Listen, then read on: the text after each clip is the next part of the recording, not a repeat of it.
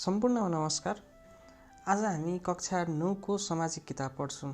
सामाजिक किताबमा चाहिँ हामी आज च्याप्टर 2 यानी पाठ 2 को पाठ 2 बारेमा चाहिँ छलफल गर्नेछौँ र पाठ 2 रहेको छ समाज विकासका चरण। समाज विकासका चरण है त। समाज विकासका चरणहरू के छ त? समाज विकासका चरण यानी कि stages of social development. Stages of social development यानी कि समाज विकास हुँदै गर्दाखेरि कुन स्टेजेस भएर जानु पर्यो। जस्तै हामी यहाँबाट ए बाट बी ठाउँमा जानलाई हामीलाई पहिला यहाँ पुग्नुपर्छ। त्यसरी नै यो समाज विकास हुँदै गर्दाखेरि कुन स्टेजेस हुँदै गएर जानु पर्यो। त यसमा चाहिँ एउटा मात्र कन्सेप्ट छैन है त। यसमा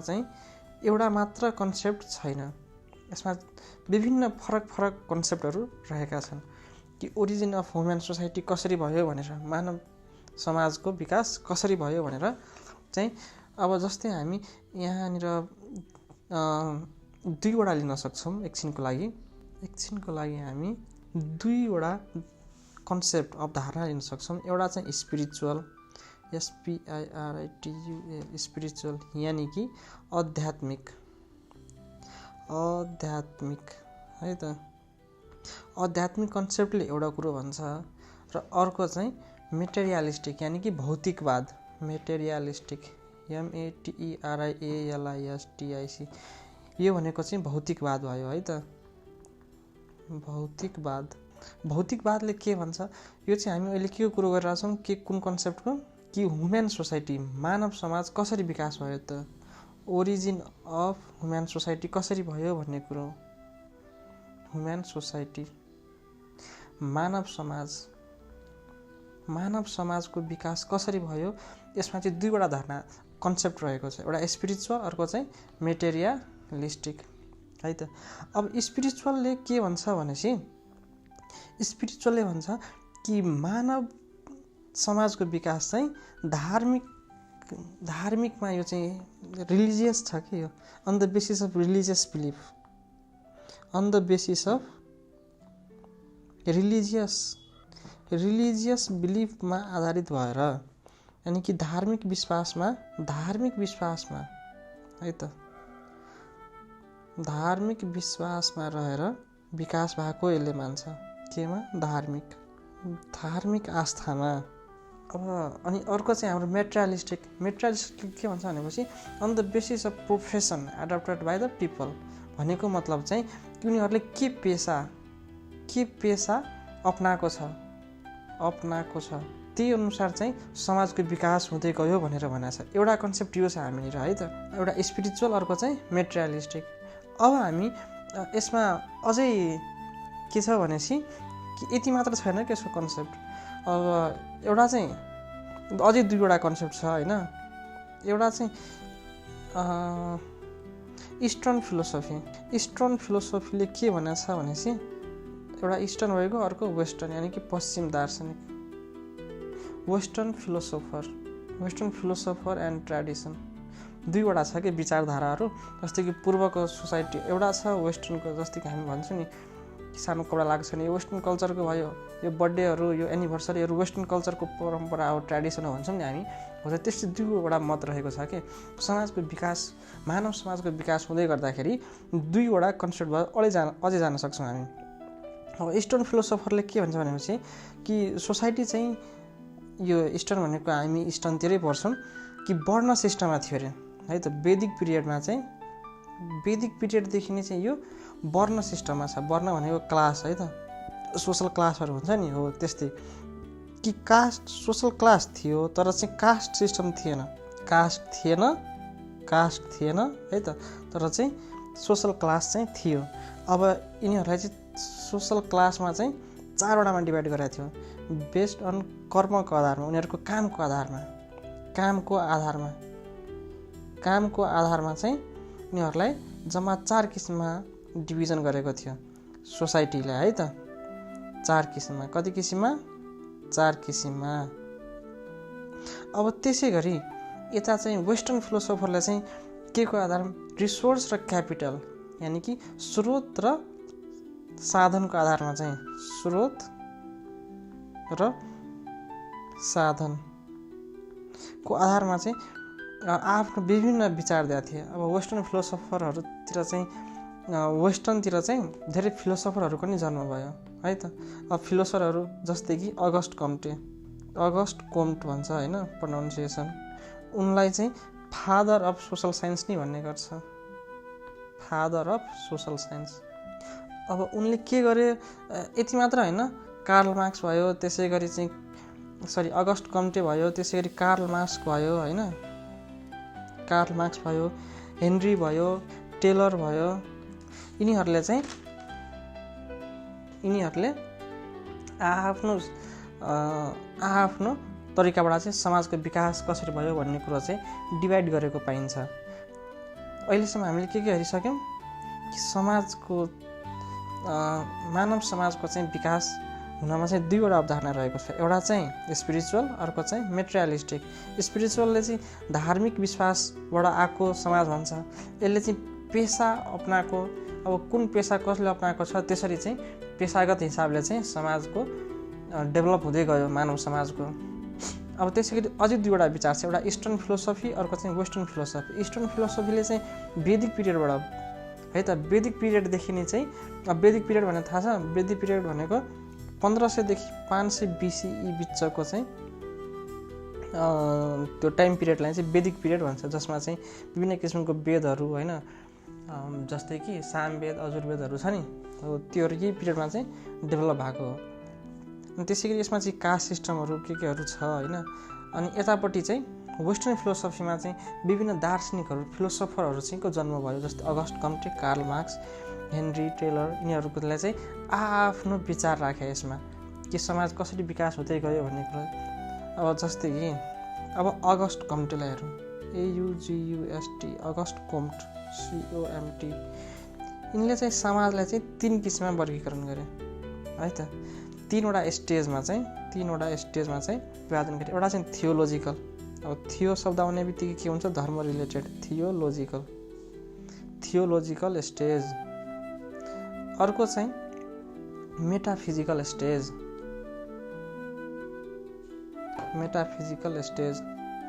र तेस्रो चाहिँ पोजिटिभ स्टेज है त।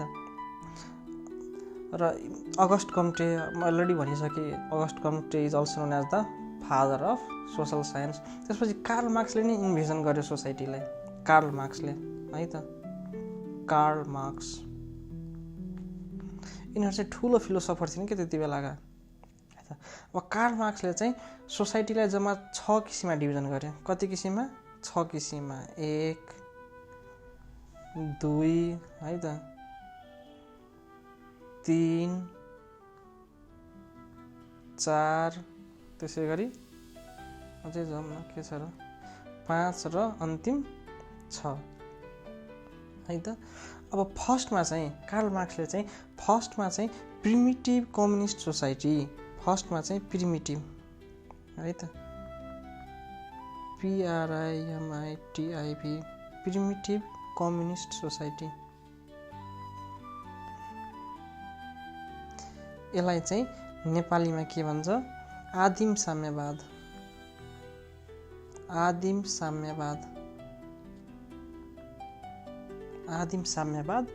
समाज भनेर चिनिन्छ यसलाई है त। त्यसै गरी यिनीहरूको सबको बारेमा चाहिँ म यसको विशेषताहरू, यसलाई के कसरी बुझ्ने सम्झिने कुरो अलि भन्छु होइन। पहिला यसको कार्ल मार्क्सले इन्भिजन यानि कि परिकल्पना गरेको, ENVISION, इन्भिजन परिकल्पना गरेको चाहिँ समाज 6वटा स्टेजमा चाहिँ विभाजन गरेको रहेछ है त।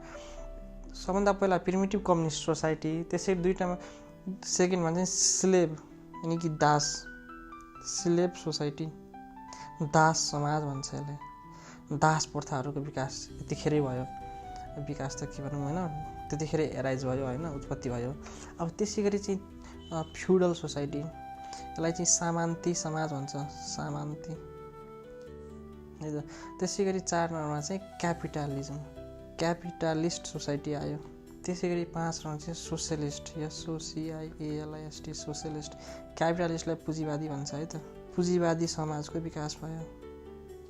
र सोसियलिस्टलाई चाहिँ समाजवाद, समाजवादी समाज भन्छ। त्यसै गरी 6 नम्बर कम्युनिस्ट, COMMUNIST, कम्युनिस्ट, साम्यवाद, साम्यवादी समाज भन्छ यसलाई है त।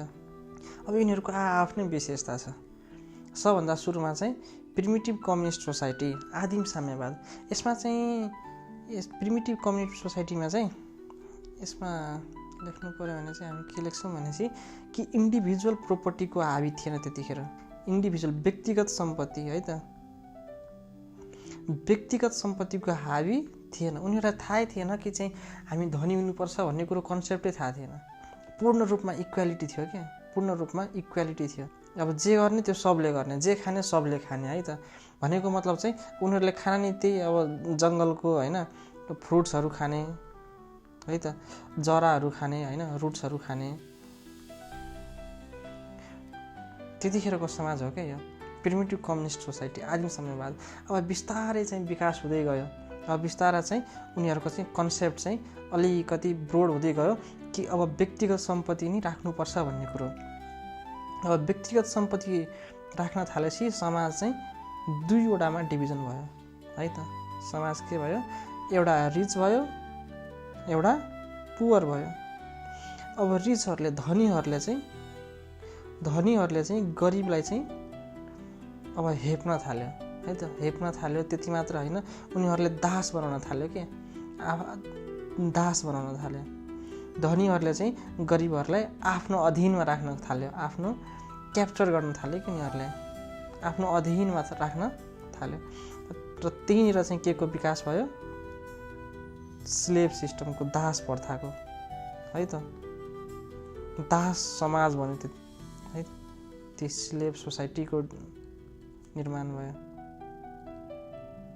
अब त्यसै गरी अब स्लेभ सोसाइटी भइसकेपछि यिनीहरूसँग, धनी मान्छेहरूसँग धेरै सम्पत्ति भयो क्या।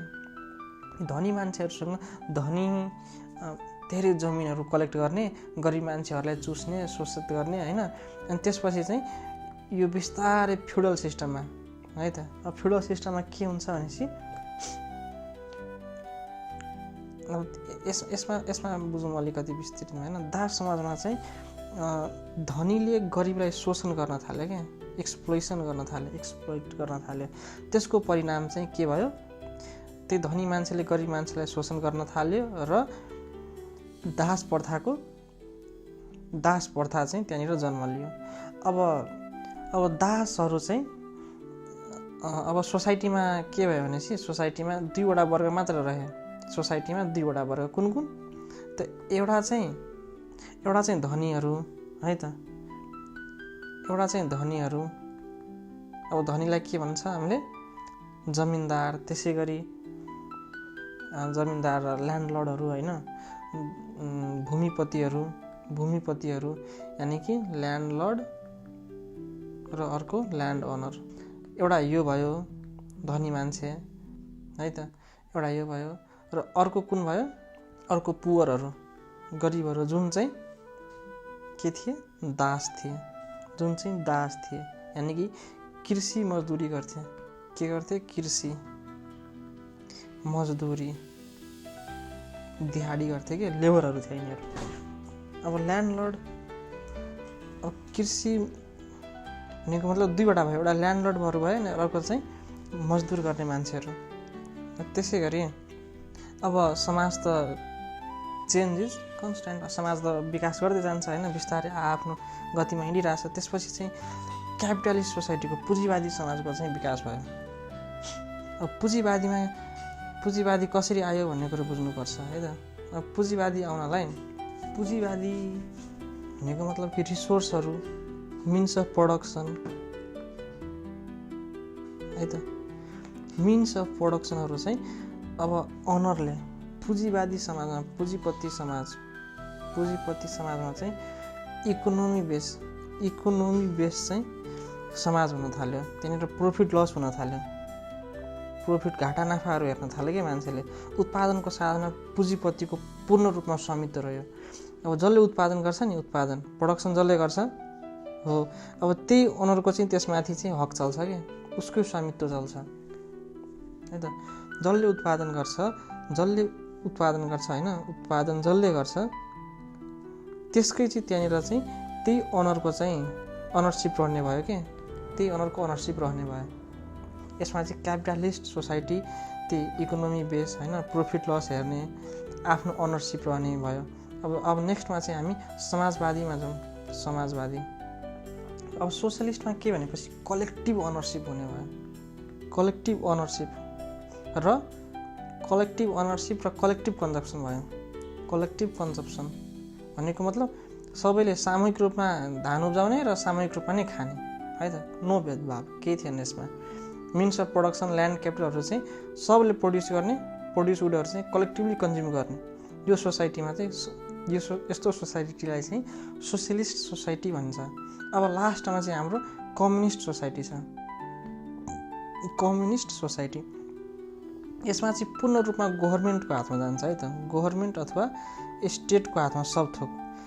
मिन्स अफ प्रोडक्सन चाहिँ गभर्मेन्टको हातमा जान्छ, यानि कि सरकारले सब, जस्तै कि मान्छेले धान उब्जायो भने होइन, धान यानि कि राइस यानि कि प्याडी उब्जायो भने त्यो सरकारको जिम्मा लाइन्छ र सरकारले डिस्ट्रिब्युट गर्छ। सब थोक सरकारले गर्ने भनेको कम्युनिस्ट सोसाइटी हो है त।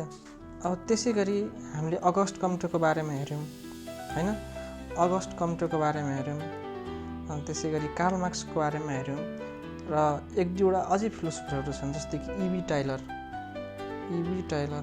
है त। अर्को चाहिँ लुइस हेनरी मोर्गन नै छ। लुइस हेनरी मोर्गन यिनीहरूले चाहिँ के भनेको छ भनेपछि यिनीहरूको दुइटैको विचार अलिअलि सिमिलर छ होइन, अलिअलि सिमिलर छ। र यिनीहरूले चाहिँ कि समाज विकास हुन सर्टेन स्टेजबाट जानुपर्छ, कि निश्चित स्टेज भएर जान्छ, एउटा स्टेजबाट अर्को स्टेज जान्छ है त। यो इबी टेलर र लुइस हेनरी मोर्गनले चाहिँ यस्तो भनेको छ। अब त्यसै गरी चाहिँ अब समाजलाई चाहिँ अझै 3 किसिममा वर्णन गर्न सकिन्छ। एउटा प्रिमिटिभ जुन चाहिँ प्रारम्भिक फर्स्ट स्टेज थियो होइन, अब सेकेन्ड चाहिँ मिडिभल मध्यकालीन, र थर्ड चाहिँ मोडर्न, अहिले मोडर्न छ नि त। अब मोडर्न भनेको चाहिँ धेरै सिभिलाइज थियो है त। अब प्रिमिटिभ हेरौँ होइन, प्रिमिटिभ सोसाइटी